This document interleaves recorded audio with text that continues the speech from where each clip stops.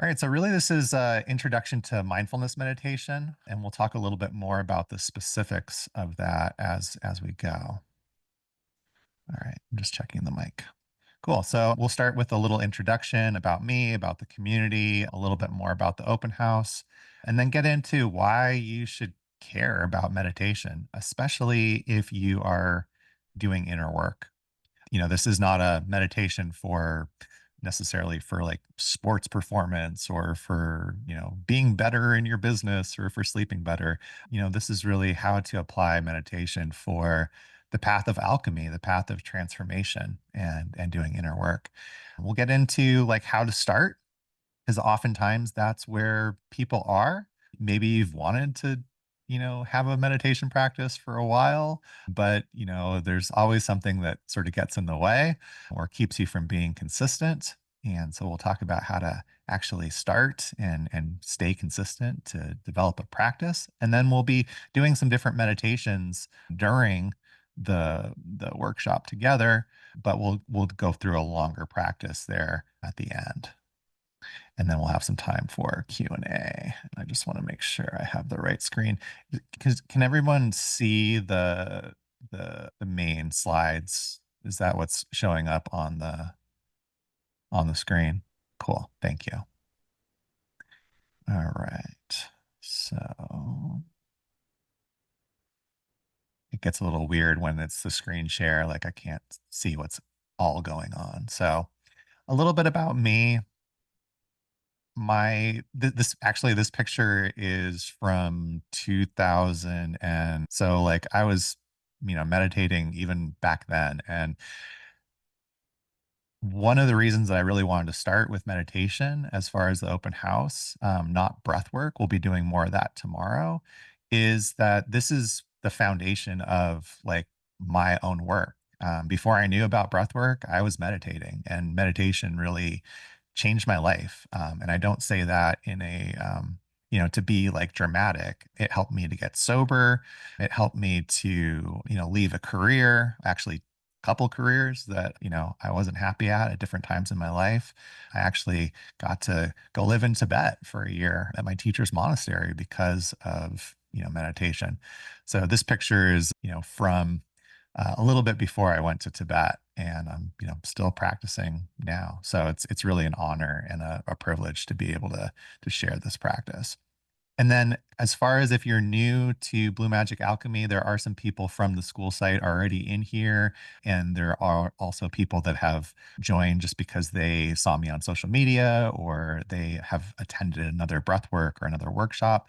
So I just wanted to touch a little bit on like what this is about. Blue Magic Alchemy is a community for transformation using integrated practices, breathwork, somatics practices, transpersonal practices. And I like to think that we're at a good solid place between maybe the scientific and where we can back it up with data. We can use the modern technology and data that we have and the ancient wisdom tradition. So not all the way woo woo, not all the way science, somewhere in the middle, but definitely trauma informed and heart centered and based around community. So within the community, there's guided breathwork sessions. Those are both live and recorded. We do integration practices for psychedelic and personal growth work.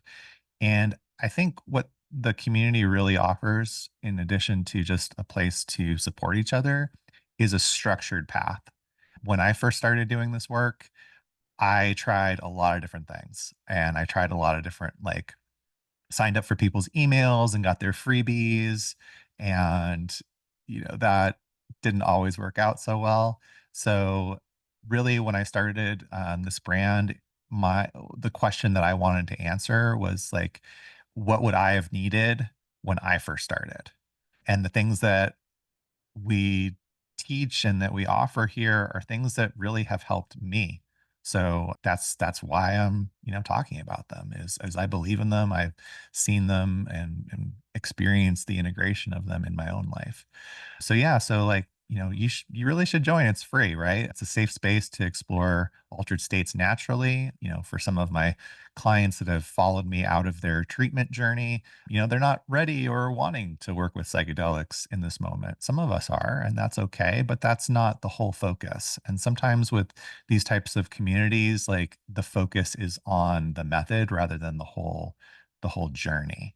There's also accountability and support we can give to each other, and tools. I really want to help you along your own path. And so there's a few different options. The school site is free, and there's going to be some of the live sessions, some recorded sessions that you can access there. There's already like a couple of breathwork practices and meditation, which also is going to, this workshop will be on there as well as the community space. There's a calendar where you can see everything that's coming up. And then if you want access to everything, it's $45 a month. You get access to all the live and recorded sessions. Right now, that includes a weekly integrative session that many of you have on this call have already done with me at one point or another, whether that's through Silo Health or Empathic Health or Blue Magic Alchemy. And there's also 2 to 3 sessions per month of the Breathwork for Transformation. That's our deep dive. That's a longer, more in-depth transformational style breathwork based on neurodynamic. And there'll be new sessions and programs that I'm adding soon. And then this is brand new. Not even my like existing community members know about this. So you're the first ones that get to see this. But based around the school platform, upgrading or adding another tier, it's going to be $99 a month. And you're going to get all the live and recorded sessions plus a monthly one-to-one session with me. That'll be an hour long, whatever you want to work on during that. It could be breath work, it could be somatic experiencing, it could be psychedelic integration. So considering that like right now my, private sessions are $120 each, like this is a tremendous value. I only have so many hours that I can, do in the month. So this introduction is going to be for the first 10 people that want to sign up for that. So if you're like already know that you're committed to this practice and you want to like go more, now's a great time to jump in. So if you haven't already, you can just go to school.com/Blue Magic Alchemy to sign up. And then if you're ready to really commit, go ahead and just, you can upgrade. Once you join the school site, it'll give you information about how to do that, or just reach out to me and we can help set it up. So now that I got that out of the way, let's jump into the material. First, before I start talking about meditation, I just want to mention that, like, for me, because of my own meditation practice, a lot of what I'm talking about is going to have a Buddhist kind of flavor to it. And, if that doesn't work for you, I totally understand. But, putting aside the cultural aspect of Buddhism, it's really not so much a religion as much a system of practice that aligns with modern psychology and even quantum, like quantum science that we're learning. And you don't have to identify as a Buddhist or give up any of your existing spiritual or religious beliefs to practice. But this is where I learned from, mainly. So it's what I'm going to, teach from. And any mistakes or any errors that you might find in my teaching, because I'm just a human being, I'm just a student as well, are not, anybody's fault but my own. And I just want to acknowledge the many, kind teachers that I've had so far and continue to work with on this path. So, just to start with, mindfulness meditation. Mindfulness is being able to connect to the present moment as closely as we can without any added judgment or bias, or internal layers that we're adding to the experience. Right. And this is, I think, a really important place to begin, because oftentimes when I'm doing introductions to meditation, what I hear is, oh, well, I tried meditation and it didn't work. Or, my mind's just too busy. I can't stop it. So I can't do this practice.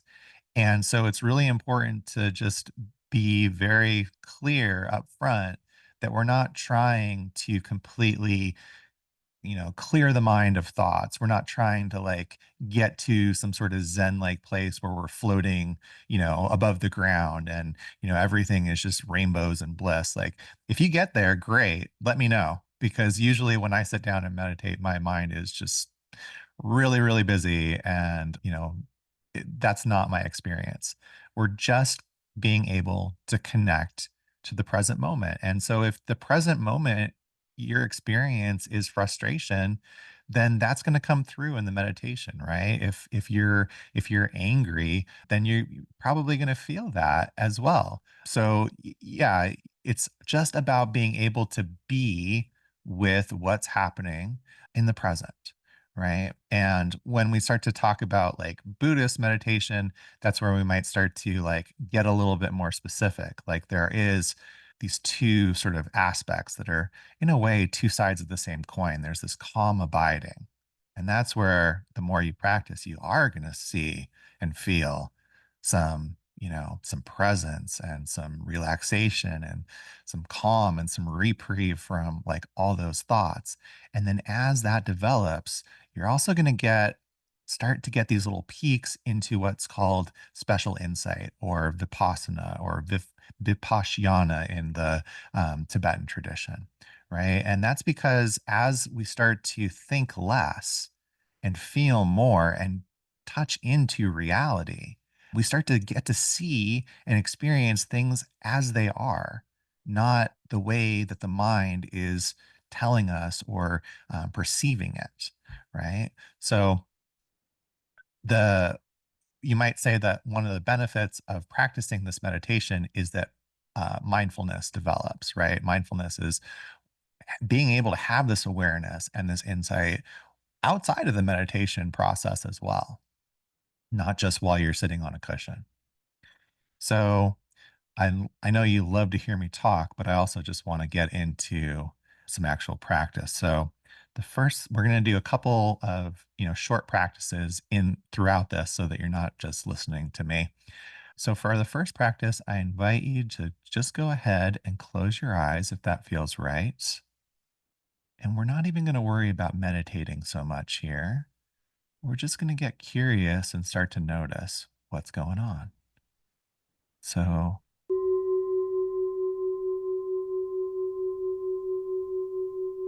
you might just bring your attention to your breath to begin. Just notice your breath. You don't have to change it. We're just noticing.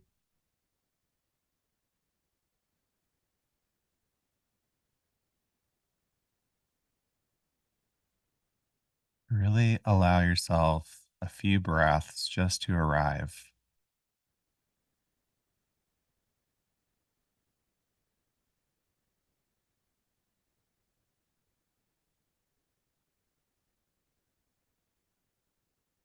And so as you start to just turn that attention inward, what's here? Do you notice your thoughts? Are there sensations? Maybe you notice sound,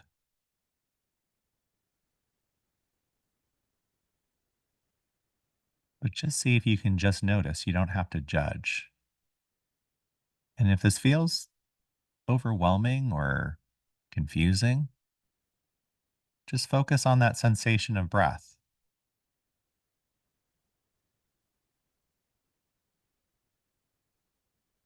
You can keep coming back to it.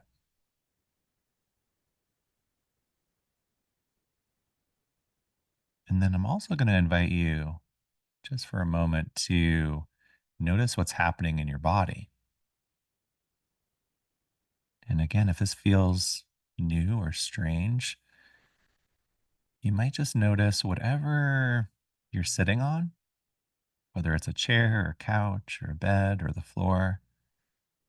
Just notice that your body is in contact with that surface. And what does that feel like? What happens when you place your attention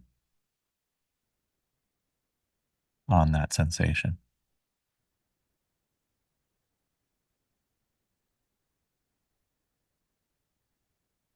And you might notice other sensations as well. Maybe the air in your room or the way that your clothes feel. If your feet are on the floor, you might just notice that sensation.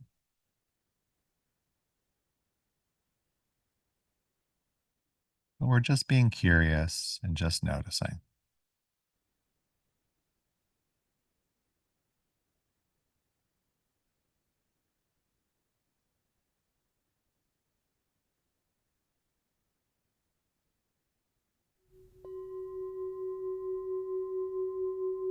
And then as you feel ready, you can just open your eyes and maybe just notice again what's here.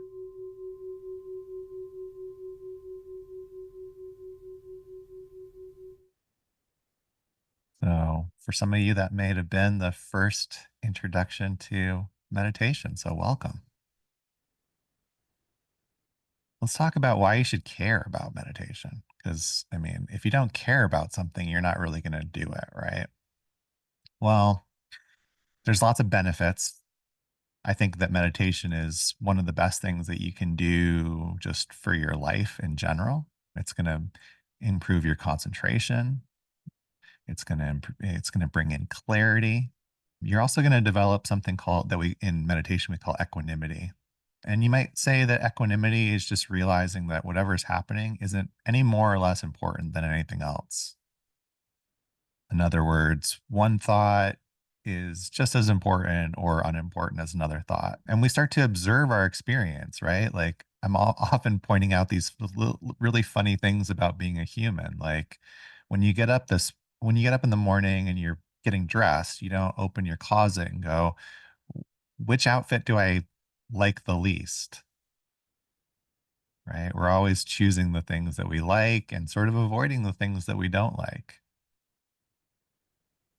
But those are just constructs, right? If you're at a, you know, buffet or something, you don't go, what don't I like to eat, right?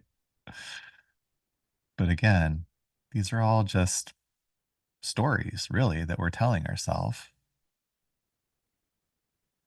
And as you develop a meditation practice, you start to notice that. Now, like I mentioned at the top of the workshop, really the focus behind this meditation practice that we're doing is to support our inner work, right? But you might find a book about, improved athletic performance or, how meditation can help you get into a flow state or help you sleep, things like that, right? But I really think that these meditation practices and mindfulness are the foundation to being able to take your integration deeper. So we're just learning that there's no good, no bad. They're just thoughts, right? And we get to see how we're creating those stories for ourselves. And the more that we see that, that's in the meditation vocabulary, what we call clarity. And so clarity is important, right? There's like a famous kind of example or anecdote, I guess, metaphor in the meditation world. They call it like scooping water from the river. So if you were to go to a river and scoop out water, whatever debris, whatever sand, whatever dirt is in that water, you can't separate it. It's completely mixed with the water. But if you take that glass or that jar and you just set it down, it starts to settle on its own. The dirt and the debris starts to separate from the water. And then you can you can separate it. You can get rid of the things that are unwanted, the sand and dirt and whatnot, a lot easier than you could before. And so the way that this applies to me in inner work is that when I first start to practice meditation, my mind is just feels crazy. It feels wild, it feels out of control. It's not very easy for me to work with the thoughts, right? But then as I practice and my mind starts to settle, a lot of those thoughts are just going to go away. And perhaps there are going to be things that are left over. And then those things that are left over, that's what I can actually work with. That's what's important for me to continue to explore. And I might take that into a psychedelic experience or work with a therapist or a coach, right? So developing clarity is really, really important to being able to, improve your life. And then in meditation and inner work, this equanimity, this being able to see, oh, this thought isn't any more or less important than the other thoughts. It arises from this clarity. It arises from the practice. So some of you that have done meditation with me before, you might remember my cheeseburger story, right? So oftentimes if you go to like a classical meditation class, they might talk about the monkey mind or how the mind is just constantly thinking and chattering. I like to think of it as we have a lot of cheeseburger thoughts. And what I mean by that is if I'm meditating and I'm in the middle of my meditation and all of a sudden I start to think, wow, a cheeseburger sounds really, really good for lunch. It's probably not going to throw off my whole meditation. I'm probably going to be able to just notice that and come back to my breath pretty fast. Right. But then all of a sudden in my meditation, if something that feels really heavy and really important, like I've been having problems with my partner and we've been fighting. And all of a sudden I start to feel really emotional about that. Or I'm like worried about my job or, maybe I'm out of work. Like where am I, when is that going to stop? Like, what am I going to do with my life? All these, these big things that seem so much more important than what should I have for lunch? Should I have a cheeseburger? Right? Those might feel so much heavier and so much harder to work with. But through meditation, we start to see that they're all just thoughts. And the more that I can look at those experiences and go, okay, this is no better or worse than wanting a cheeseburger, the easier it is to let go of. And when we start to have those realizations in the vocabulary of meditation, that's what we call insight. So clarity is important when you're doing inner work because the things that are keeping you stuck, the reasons that you're coming to do that inner work, they have an origin. They had a purpose at one point, right? It's not about trying to get rid of things as much as learning to love those parts of ourselves that we don't love for whatever reason, that we feel ashamed of, or maybe we're not even conscious of where they came from because they started so early in childhood. But we start to apply skillful means to discover this. And by skillful means, meditation is one of these skillful means.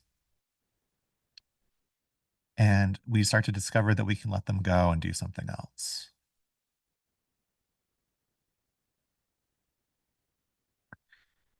One last thing I'll say about clarity is consistency. So there's sort of two sides of the same coin. You're going to get the most benefit from meditating if you're consistent with it. And the more consistent you are, the more this clarity develops. And the more clarity you have, I think for at least for me, the more consistent I want to be. Like in the beginning, I might have to almost force myself to practice, but after I start to see some of the benefits, well, then I want to practice. And then my clarity continues to develop. I continue to have more insight and more mindfulness. So it's really like two sides of the same coin. All right, so let's do another quick practice together. So again, if you want to close your eyes, and this time we're going to count our breaths. So this is a nice way, especially for if you're new and you are struggling with paying attention to your breath. This is a way that we can work with that. So again, just closing your eyes and bring your attention to your breathing.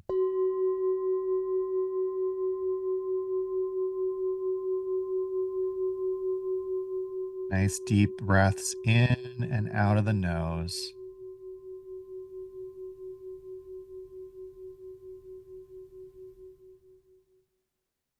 And then I'm going to invite you on the in breath to count 1 and on the out breath to count 2. And just see if you can get to 10. Now, if you become distracted before you get to 10 or you lose the count, just start over at 1.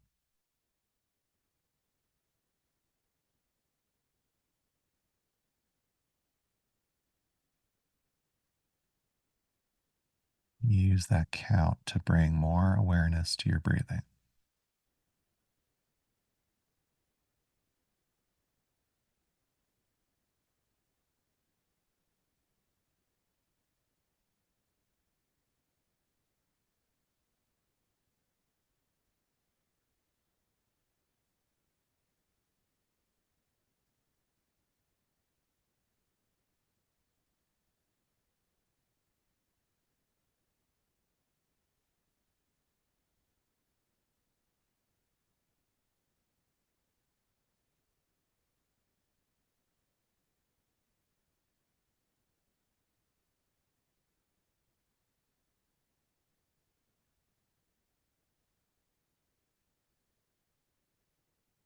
Don't worry about being perfect.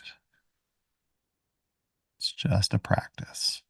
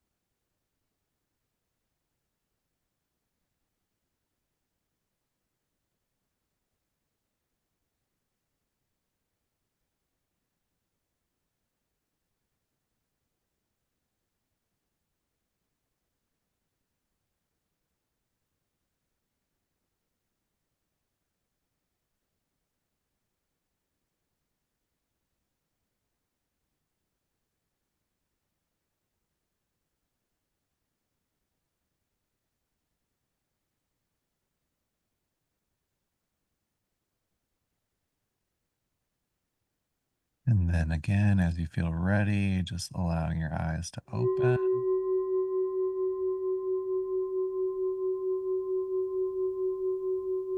And just notice your space, notice how you're feeling. Maybe what you're noticing is how frustrating that was. I know the first few months that I was practicing meditation, it was really impossible for me to just focus on my breath, and I needed to use this method of counting. So, this is something that is often practiced in the Zen Buddhist tradition is the counting of the breath. And I thought, oh, well, gee, this is going to help me out. And then I realized that's hard too. I can't believe how difficult this is. And sometimes, that would be my meditation is just feeling frustrated and feeling like I wasn't really doing it right. But one of the things that we can do for ourselves, I think one of the gifts of mindfulness meditation is being able to be gentle with yourself. The more that I observe my inner experience, the more I notice how unkind and critical I am, right? And that inner critic, that inner dialogue is just another layer of thoughts. So the way that I like metaphors and stories if you haven't figured out already. The way that I relate to this is if you go to an art museum and you're looking at a painting and from far away, it might look flat and and just two-dimensional, just like the picture on the screen, right? But if you get up close to it, you might notice how the artist put layers of paint over the last layer. And if you get up close enough, you can see that the painting is three-dimensional. And so, in a way, our thoughts are very similar to this. We might have one thought and then you're getting critical about that thought, or you're getting judgmental, or there's another story that's involved in that thought. And then there's an emotion about, why can't I stop this thought? Or maybe just with the content of the thought itself. And before you know it, there's this whole cascade of layers that have been added on to the original experience. But again, they're just thoughts. So now we're going to talk a little bit about why meditation is so important for the process of doing inner work, right? So many of us are interested or have, explored working with plant medicines and psychedelics.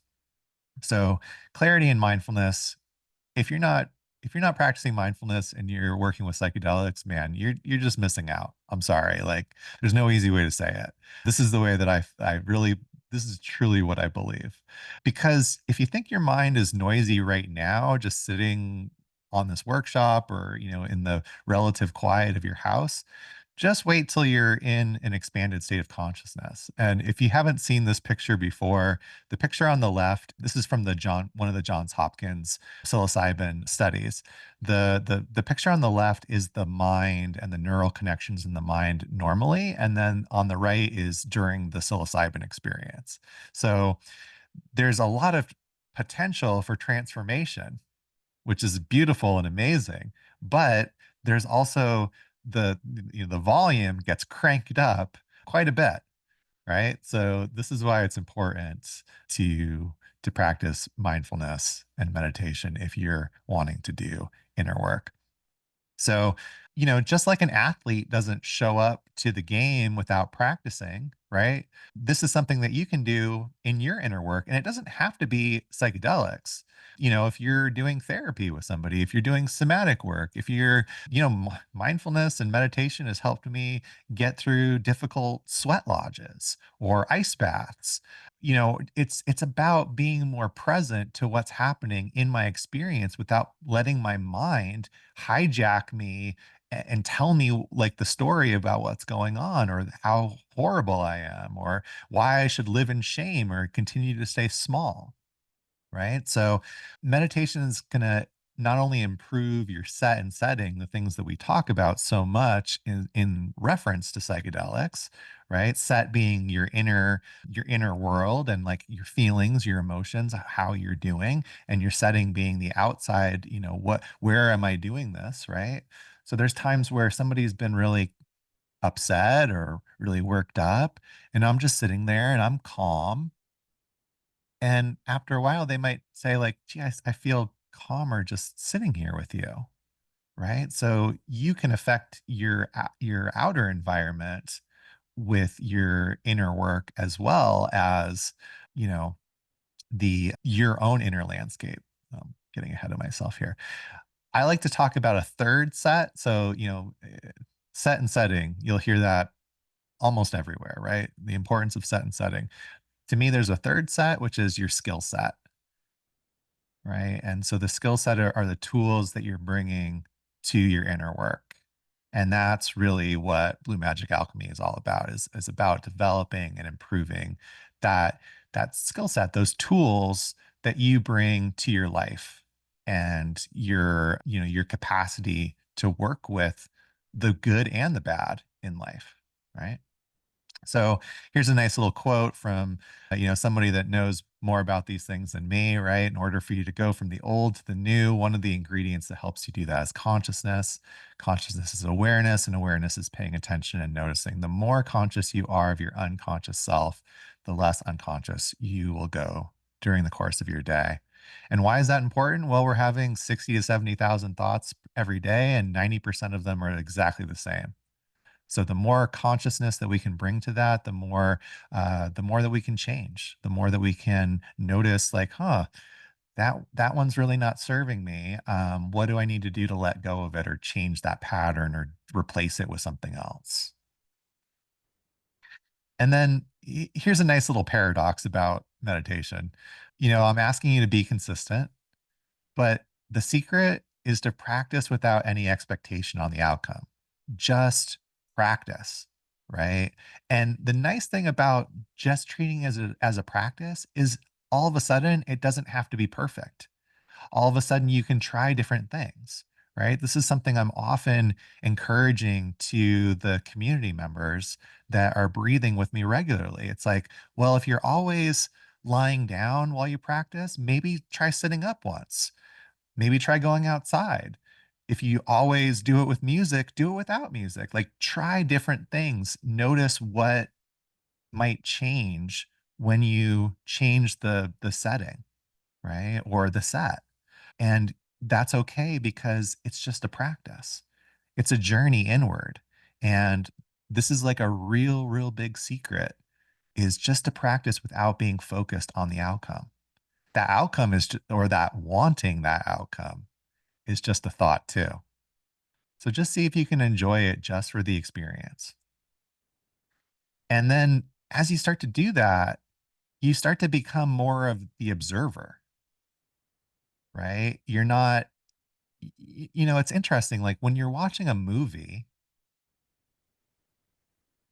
I don't know about you, there are times when I'm watching TV where I almost forget that I'm watching something that's completely fabricated. I'm like really into the story, right? Now, if I'm watching a play, it's a little bit easier for me to like remember that I'm watching a performance. So the more that we practice meditation, the more that you get to be the observer, the less sort of hooked in the story you get.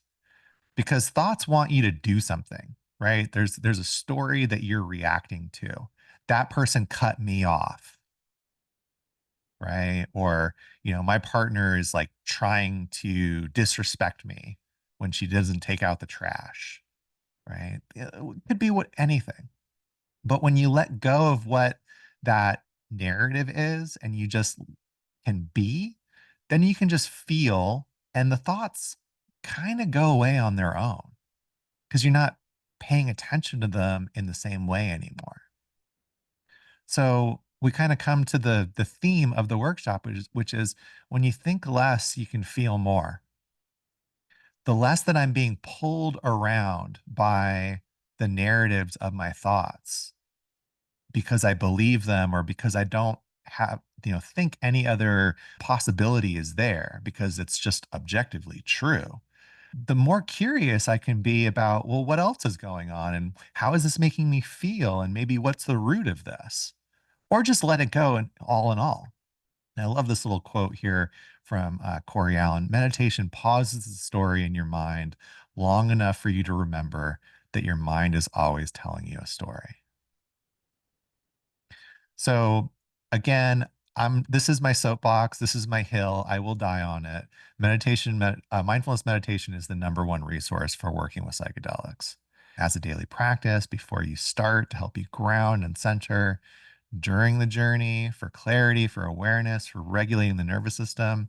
The more you're feeling, the less you're thinking in terms of inner work, the better off you are. Also, afterwards for the integration. So let's jump into another practice. So, again, just closing your eyes, bringing your attention to your breathing.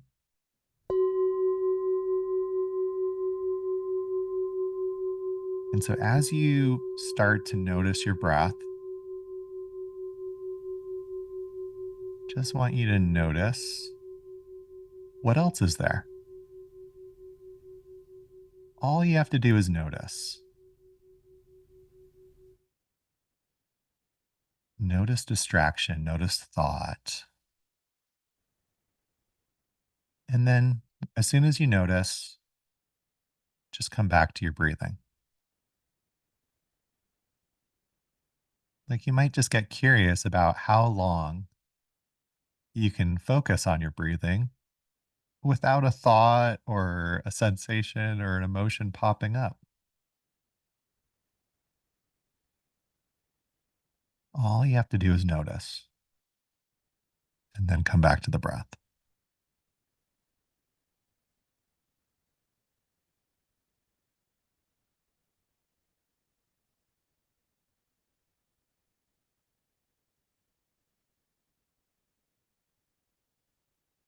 And you might notice that there's judgments about those distractions.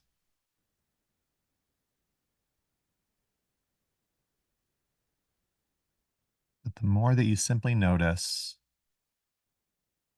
the more that these distractions actually break down. Ooh, there's an emotion. Now my nose itches. Now I'm getting hungry for that cheeseburger. Whatever it is, just continue to notice and then come back to your breathing.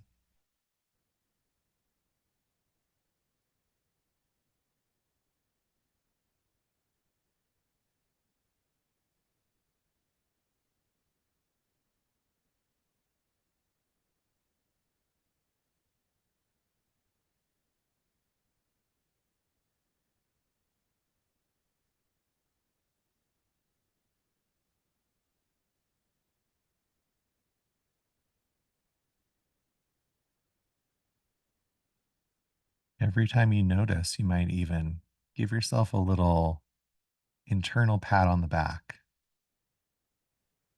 The noticing is the mindfulness. Every time you notice and you break that pattern and come back to your breath, you're developing mindfulness.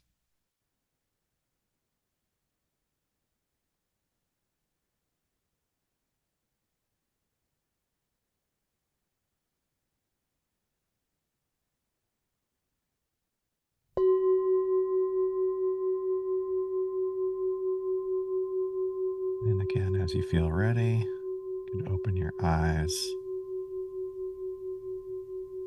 and we'll continue on.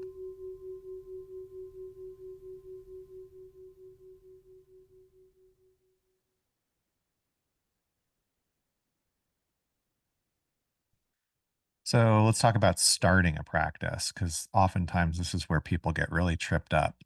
I like James Clear's atomic method. Now, for instance, when I went to, when I was doing my meditation teacher training, the suggestion that we were given was to meditate for at least 20 minutes a day. And the instruction that we were given to give to our students was 20 minutes a day is solid. You can do more, but if you can get to 20 minutes a day, you're going to start to see some benefits. But there's plenty of people that I've worked with that even just sitting like we're doing for 2 or 3 minutes feels really overwhelming. And so, how do we make meditation more accessible to everyone, not just people that can somehow sit still like a superhero for 20 minutes, right? So, the answer for me is to start where you are. And if you're familiar with the atomic habits and the atomic method that James Clear wrote about in his book, it's really about starting where you are. And he gives this example of somebody that he worked with that they wanted to lose weight and get in shape and they wanted to go to the gym, but they just couldn't figure out how to be consistent with that. And so he said, okay, for the first month, what I want you to do is I want you to put your workout clothes by your bed. And when you get up in the morning, put them on, go to the gym. And then all you have to do is be at the gym for 2 minutes. So, what do you think happened? After a couple of days, the guy's at the gym already. He's like, well, I'm here. I might as well do some push ups, right? I might as well go like get on the treadmill.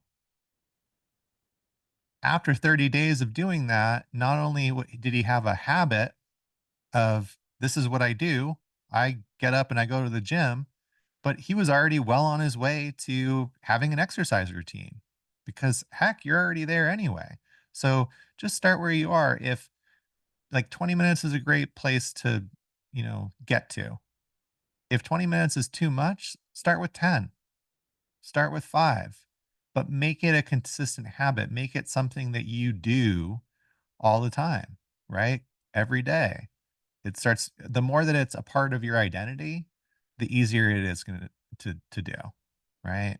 So, this method really is about focusing on creating and normalizing before you optimize, right? The other thing is and again, this is that sort of the two sides of the same coin thing. Are you enjoying yourself? If you're miserable, most people aren't going to stick with it. I was talking to one of my longtime clients the other day, and they were telling me that they said, how many, like, what percentage of the people that you work with do you think have big breathwork experiences the first time that they breathe? And I said, gee, I don't know, somewhere between like 50, maybe like about half and half. I would say, maybe 50%. And he said, well, I didn't have like a big experience until I had done like 10 sessions with you. And I thought, wow, that's interesting. And he said, it's really kind of interesting that I stuck with it because I think most people would have given up.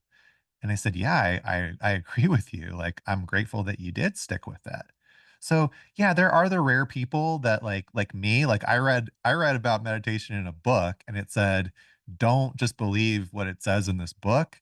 Go and try it for yourself. And if you try it for yourself, you are going to have these benefits and these improvements."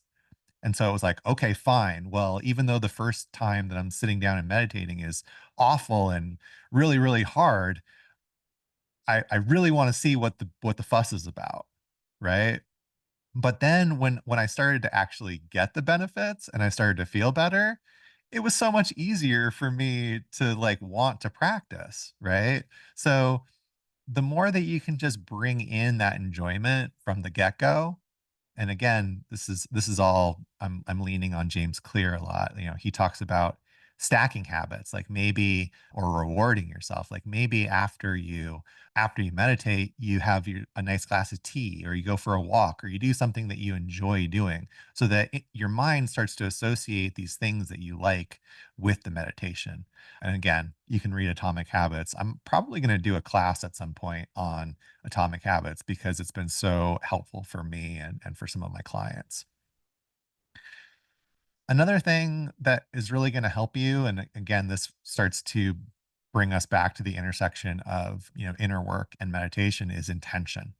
Intention is really what separates a lot of things in life. For instance, you know, if a parent sees their kid about to put their hand on the stove and they like yell at them, it's not that they're trying to hurt the kid. Their intention is to keep their child safe, right?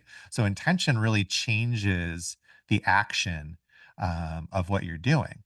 And so I have this joke, I've made content about it, about intention is how you do things like a Buddhist, even if you're not one. There's lots of different meditation practices, right? But in the Mahayana Buddhist tradition, intention and dedication, it's not just do the thing. It's you have intention. I'm going to sit down, I'm going to meditate for whatever reason. For me, it's to help all sentient beings attain happiness and freedom from suffering, right? And then I meditate, and then at the end, I dedicate. I say, okay, whatever merit, whatever little grain of sand merit that I may have gained from this practice, may it be dedicated to this goal of all beings being free.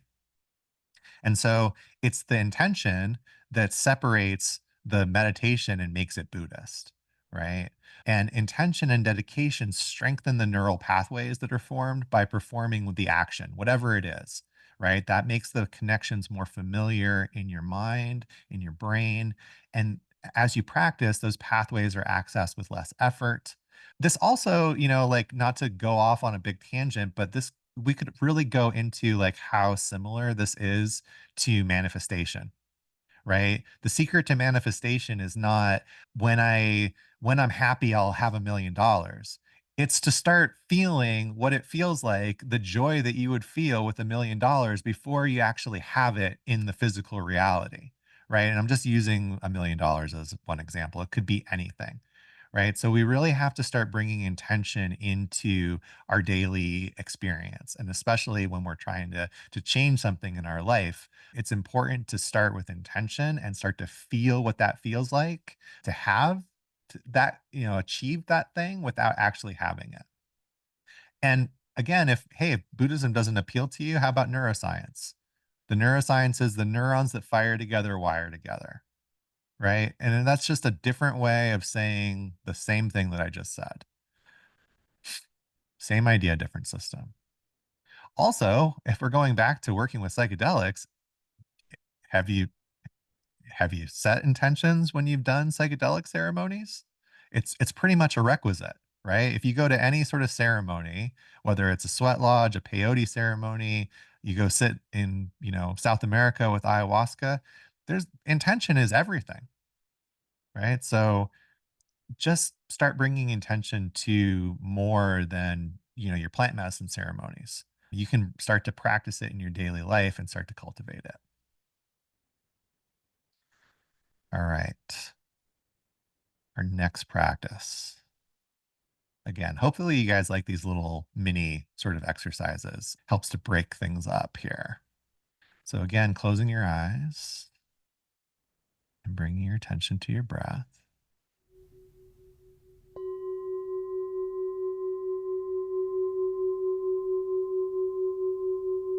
And now as you focus on your breathing, when you notice the distraction, just let yourself actually be with it. Stay with that thought, that emotion, the sensation for as long as it feels comfortable for you. When you get bored of it, just let it go and come back to your breathing. And just allow yourself to observe the way that your mind's working.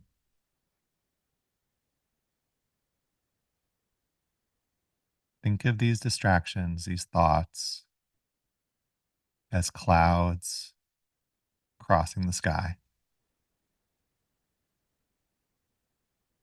They come from who knows where, they go to who knows where. You don't have to chase after them.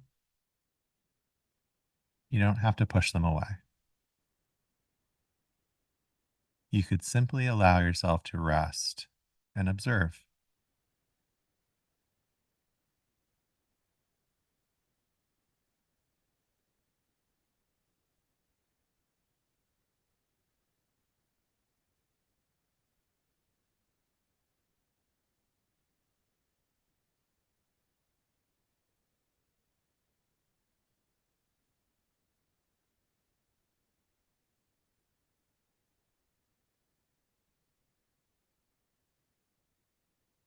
When you lose interest, just let them go and come back to your breath.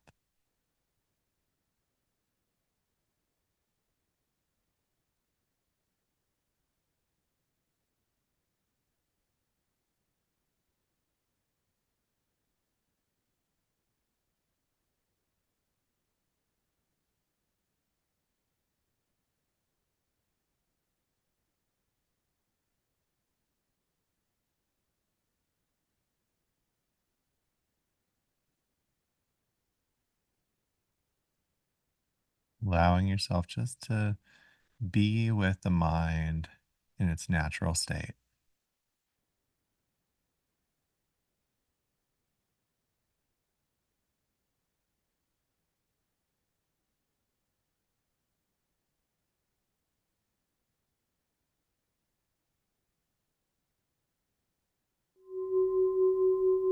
And as you feel ready,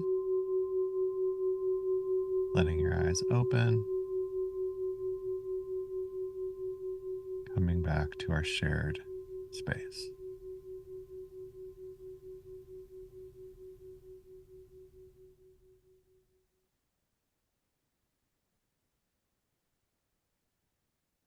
So I know some people have to jump. Thank you so much for being here. I hope you can stay for the next half hour. We'll get into the actual instructions right after this, but just a quick reminder just to join the school group if you haven't already.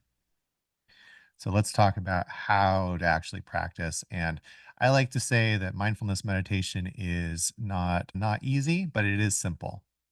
So we can explain it in three simple steps. The first step we might call taking our seats. Second, finding your focus. Third, noticing and letting go. Now, in more plain English, we could say the first step is getting your body ready. The second is finding your breath. And the third is attending to your mind. So this is where the replay is probably going to come in handy because this, especially the first step, there are kind of a lot of instructions, but again, it's just little mini micro instructions about getting your body ready.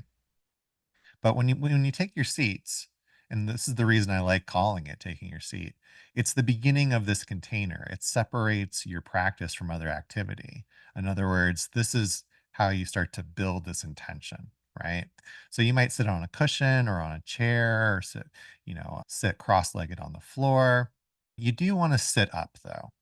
Getting into a comfortable posture with a firm connection between your butt and the cushion or the chair, and you should feel grounded and stable. So there's something, again, it's kind of outside the scope of what we're doing, but if you're really interested in it, we could talk more about it in another workshop about how the spine being upright creates and helps to cultivate this awareness and clarity. Um, and you can rest your hands on your thighs or your knees, whatever feels comfortable for your body. Your torso, your head, your shoulders should be upright but relaxed. We're not trying to bring in more rigidity or tension. And just tucking your chin in a little bit. The posture, I mean, you could just try it right now. Just notice how that posture, there's something to taking your seat. It should feel dignified and uplifted, right? But again, we're not trying to be stiff or tense. A little trick that I learned a long time ago was picture or imagine that there's a string that starts at the base of your spine and comes out the top of your head, and that string is just gently being tugged upwards, right? So when we do this, our shoulders fall away from the ears, the chest opens, our back is strong. There's a feeling of containment, right? As soon as I take my seat, everything else starts to fall away and I can just focus on my practice. And then letting your jaw be relaxed. You can close your eyes. You can keep them slightly open. You could even keep them fully open. If you do, and it's a little bit harder when you're first beginning to do this, but if you do decide to keep them open, think about your gaze being soft and not really focused on anything in particular. You just kind of want to relax the eyes and look 4 to 6 feet in front of you. And again, when you start, closing the eyes is great. Okay. Using habit shaping, right? We talked about the intention and maybe even preparing your space. This is going to be another workshop. I know it is talking about, the ritual and how to bring ritual and build your practices and your habits through ritual. So that might be saying prayers, but it's creating a meaning so that your practice becomes a way of life, right? It's a container. And then when you sit, there is a science to having your hips being higher than your knees. It keeps pressure off the low back and having the back being straight but not rigid. I told you about the string story. Sitting, if you can, not supported by the wall or the back of the chair, like Goldilocks, right? Like not too tight, not too loose. Your hands, you can definitely keep it simple and just, put them on your knees or wherever they sort of fall on your legs. But you can see a picture there of what's called a mudra. Mudras are hand signals or hand positions. And very common meditation mudra is the right hand in the palm of the left with the thumbs touching. My joke is always, it won't make you a better meditator when you start off, but it'll make you look like you know what you're doing. And then, yeah, so your eyes can influence your awareness. Safety, for some people, it doesn't feel safe to just sit with the eyes closed. So again, you don't have to. But as you progress, you can play with what you're doing. And again, because it's a practice, you don't have to always be doing the same thing. And then this is a pro tip, secret Buddhist method is take the tip of your tongue and touch the back of your teeth where the back of your teeth meet the top of your mouth. And if you do that, it helps with saliva. It also energetically helps. So again, a little out of scope to really go into that in depth, but trust me, it will help you. Then the second step is find your focus, or you might just get curious about how do you know that you're breathing? Just finding the breath. For most people, it's going to be in one of two places, either that space underneath the nostrils where you can feel the cool air coming in, slightly warmer air leaving, or you might feel the breath in your belly, your chest. But we're just starting to pay attention to your breathing. And in this case, it's just the natural breath. We don't need to do any pranayama or any other breathing technique, just ordinary breathing in and out of the nose.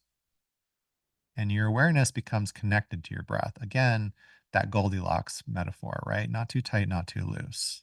Just a nice, relaxed attentiveness to the breath going in and out of the body. And so, what does that Goldilocks mean? Well, it means that even though I'm focusing on my breathing, it's natural that I notice other things, right? Other sounds or sensations. It's not that I'm trying to block everything else out, it's just a light touch on the breath. As long as I can focus on my breathing, it's natural that other things are there. And then when you notice that your awareness is somewhere else, just bring your attention back to your breathing without any judgment or commenting or evaluation, just bringing it back. So the breath isn't the only thing you can focus on when you meditate, but in my opinion, it is the best thing. We always have the breath, it's always there with us. We don't need any extra equipment. Also, the breath is kind of unique in that you can only really focus on this present breath. I can't ask you to focus on the breath that you were taking during the last practice that we did 5 minutes ago. I can't ask you to focus on the breath you're going to take in 30 seconds. So the breath helps to bring us into the present. It's a living, shifting experience. So there are other types of meditation, certainly as you develop in your practice. You can try some of them. You could try walking meditation. You could try using a mantra or an affirmation, or staring at a candle, things like that. But the breath is really, really great. And then another reason that the breath is really, really great, and again, I don't really have time to go into this too much, but this is more of an advanced technique. When you start to breathe and you start to notice your breath, it's just the in breath, the out breath, but there's also spaces between.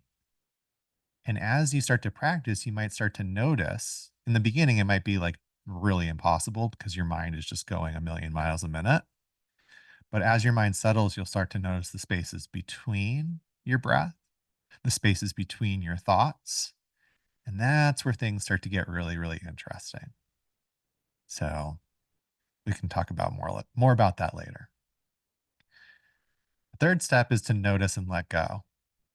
Just keep bringing your focus back to your breath. Again, simple, not easy. And it's also totally normal to find this challenging. I love this meme here. It's easy. Just sit and observe the voice in your head. Yeah, that is the voice in my head. Hopefully, I'm not dating myself too much by a Fifth Element reference there. But that's the third step. We do that third step over and over and over again. So, some more tips. If you find focusing on your breath challenging in the beginning, count your breath. But really, use the breath as a way to continue to bring yourself back to the present moment. Now, labeling, there are some traditions where we might, as we notice distraction, we might label it, oh, I'm feeling angry. Oh, I'm feeling hungry. Oh, my nose itches. What I'm going to invite you to do in our practice today and to start with is just to keep it simple. As far as labeling, when you notice that your mind has wandered, just say thinking and then bring yourself back to the breath. All you have to do is say thinking. Thinking will cover everything. So that way you're not getting distracted or pulled away into, well, is this anger or is this frustration? Right? It's just when you notice that the mind isn't focusing on the breath anymore, just say thinking and come back. And then there's a nice quote here from one of my teachers, David. So I mentioned this in the last practice, but it's the noticing and the letting go, the popping out of whatever thought you become engaged in where mindfulness develops. Just practice this without having a goal of getting somewhere or accomplishing something. Just practice. And as you practice, you'll notice mindfulness not only in your meditation, but even during your inner work or while you're out driving or walking around, or that's where it's really great because the point of meditating isn't to become a better meditator. It's so I have these skills and these, qualities at all times, even when I'm not quote unquote meditating, right? So, one of the reasons I love Buddhism is how much study and, energy has been devoted to the meditation process. So, this neat little picture here is actually a visual representation of the 9 different stages of mindfulness meditation. And if you look at the bottom right, there's this monk that's like chasing after this runaway monkey and elephant. And these are different parts of the mind. And so the first stage of meditation is just to simply meditate. It's just to develop a consistent practice. And then you notice that as the stages progress, the monkey and the elephant start to change from black to white. They start to get purified. And at a certain point, there's a rabbit that even comes in. So, again, a little outside the scope of what we're talking about, but just to say that there's thousands of years of study and texts and instructions on how to do this practice really successfully. And the first step is just to show up. So that clarity and that equanimity, with mindfulness starts to transform into insight. But don't worry about that right now. Just like your thoughts, if you try and catch them, if you sit down and say, I'm not going to think about a pink elephant, I know exactly what you're thinking about. Right. So don't try to get anywhere. Just do the practice. Just focus on your breathing. And things will happen, right? If you try to make it happen, man, you're probably not going to have a good time. The essence of the highest teachings lies within a simple moment of awareness. So even the high, like when you get this is the a really funny thing about meditation. When you get into these really so-called quote unquote advanced practices, you're just really coming back to the simple act of being aware and being present. This is another commonality between meditation and inner work. These moments of enlightenment, awakening, realizations, they come if you practice, but they don't last forever. Enlightenment's not the end. It's just another experience. But with practice and with intentional integration, you start to cultivate an environment where that enlightenment or that awakening returns, even without having to take more medicine or sit longer on a cushion, right? You're clearing away years and, depending on your beliefs, possibly lifetimes of habits. You might call that karma, right? So just give yourself a break and enjoy the process. And then the possibilities are endless. As you go about your day, look for opportunities to shift the ratio of your attention from thinking and planning to hearing and seeing and touching.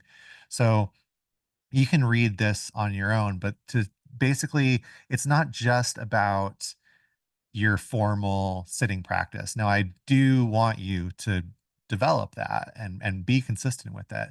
But something that I often am recommending to new students is find little micro moments during your day where you can start to cultivate mindfulness, whether that's setting a few alarms on your phone. And when that alarm goes off, you just pause what you're doing and take some deep breaths and come back to that reset, come back to focusing on your breath. Or maybe it's a sound. You might, if you're sitting in front of a desk all day getting emails, instead of cringing and bracing when that notification for that email comes in, what if you use that as the sound of the bell that we do in meditation and just allow that to be the invitation to come back to the present moment? There's all kinds of little micro moments that you can bring in that are going to help you. And then the last thing I'll say, it's great to have intention, but without action, it's not going to go very far. So it's really about having action and intention together. You still have to do the work to get the results. You don't get stronger by thinking about push-ups. So all that said, let's jump into a little bit of a longer practice here. So again, our 3 steps. First, taking your seat. So get your body ready, spine straight, but not rigid. Shoulders back and away from the ears. Hands can go on your knees or in your lap with the right hand in the palm of the left, the thumbs touching. Closing your eyes if that feels right. I like to do a little scan through my body and just make sure I'm not clenching anything, not holding tension. My jaw is relaxed. And then just notice where you connect to your breath. Start to bring your attention and your awareness to that sensation of breath coming in and out of the body. And then, as soon as you notice that your mind is wandering, just say thinking and bring that attention back to your breath.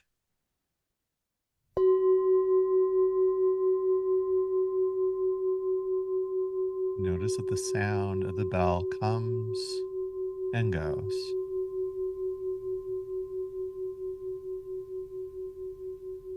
The breath comes and goes.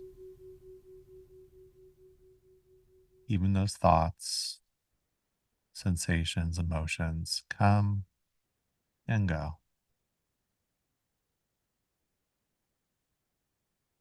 Continue to focus on your breathing, following the breath from the very beginning all the way down to the depths of the lungs and then out as it exits the body.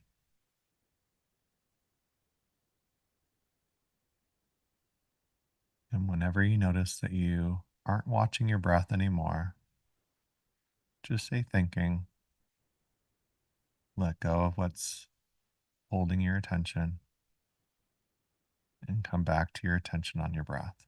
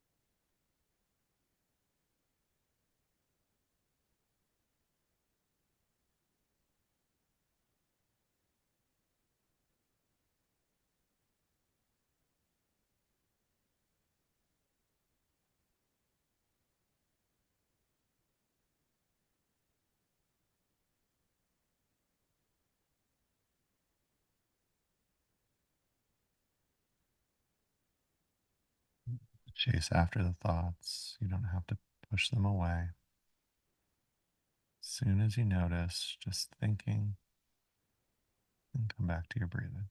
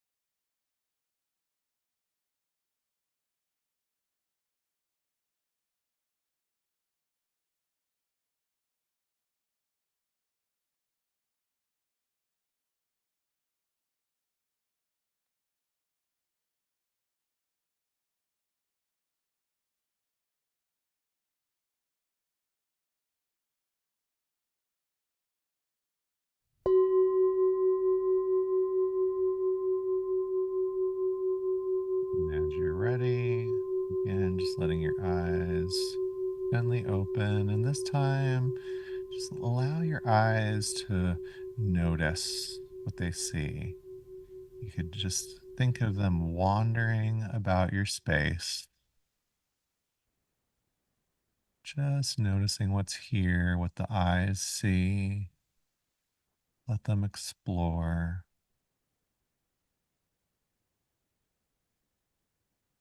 And you might also notice the sounds that you hear,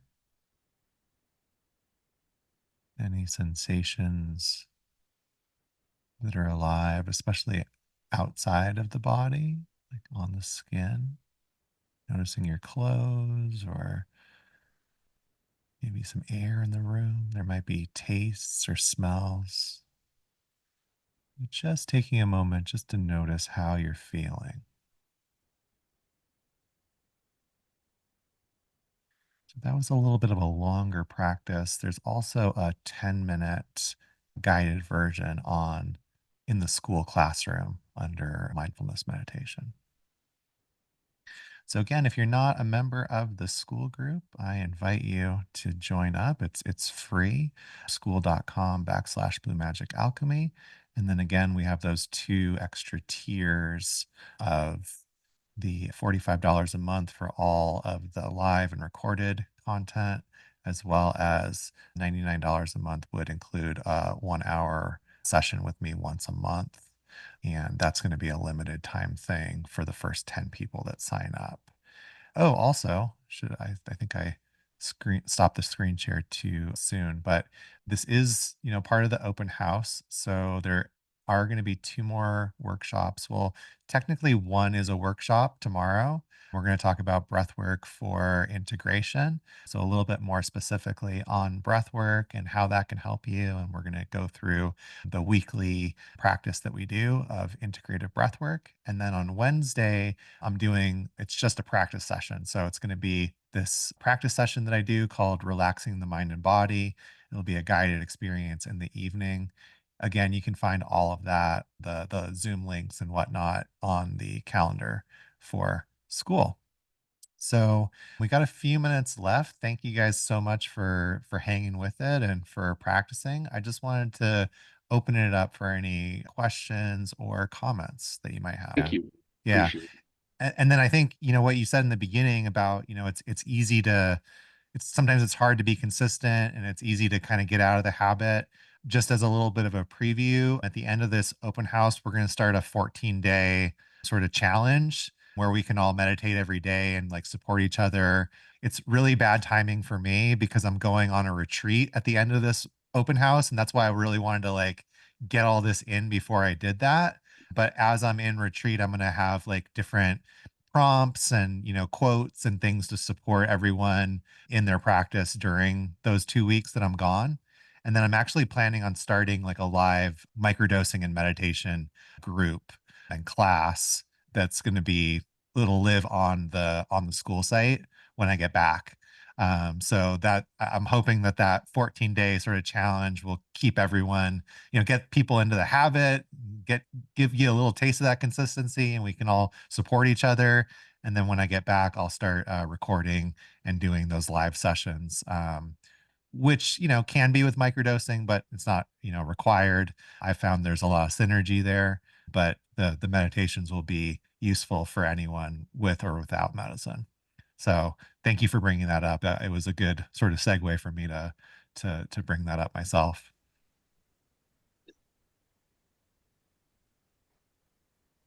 Anything else before we close for today?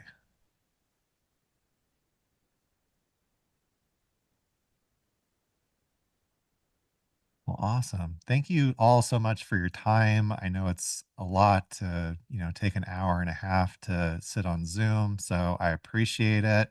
I hope that you found this valuable and, and I hope that I see some of you in the school group. I know there's already a few folks on this call that are already a part, but yeah, it's a new project, but it's also like the logical kind of evolution for what I've been doing, and I'm just really, really excited to build it up and continue to like add more classes and workshops and practices that people can do not only together live, but, on their own through that site and support each other through that. So thank you all so much for being here. And the replay will be on the school site as well. Give me some time to get that up, but it should be up pretty soon.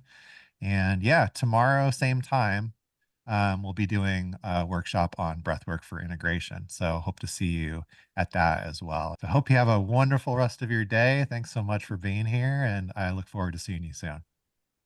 Thanks, Jonathan. Thanks, Yeah. Jonathan. Bye. Thanks, everyone. Bye.